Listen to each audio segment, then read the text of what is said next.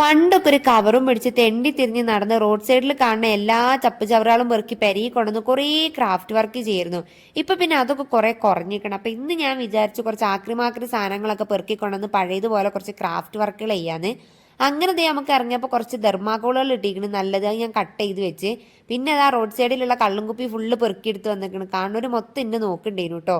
അപ്പോഴാണ് ഉമ്മ പറഞ്ഞത് നെവിൻ്റെ സ്കൂളിലെ യൂണിഫോം തയ്ച്ച് വെച്ചിട്ട് പോയി വാങ്ങിയിട്ട് വന്ന്. അപ്പം അത് വാങ്ങാനായിട്ട് പാവ ഈ മഴയത്താണ് ഞാനീ പോണത് കേട്ടോ. അങ്ങനെ വണ്ടിയൊന്നും കിട്ടാത്തതുകൊണ്ട് കുടയൊക്കെ പിടിച്ച് നടക്കുന്നു. ഇവിടെ നിന്ന് ഇങ്ങനെ താഴേക്ക് നോക്കിയാൽ ആ മഴയും കുടയൊക്കെ പിടിച്ചിരിക്കുമ്പോൾ നല്ല രസമാണ്. അങ്ങനെ ഒക്കെ കഴിഞ്ഞ് പെരിയിലെത്തിയപ്പോൾ ഞാനിത് അതിൻ്റെ പണിപ്പുരയെ കയറിക്കണം. ഇതാണ് എൻ്റെ പണിപ്പുര.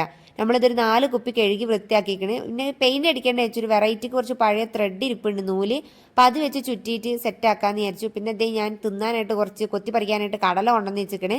വേറൊന്നുമല്ല, വരക്കാനും ക്രാഫ്റ്റ് ചെയ്യാനും ഇരുന്നാലും ഞാൻ പിന്നെ പരിസരം പോലും മറക്കും. പിന്നെ ഒന്നും തിന്നലൊന്നും ഉണ്ടാവില്ല. അപ്പം അത്രയുള്ള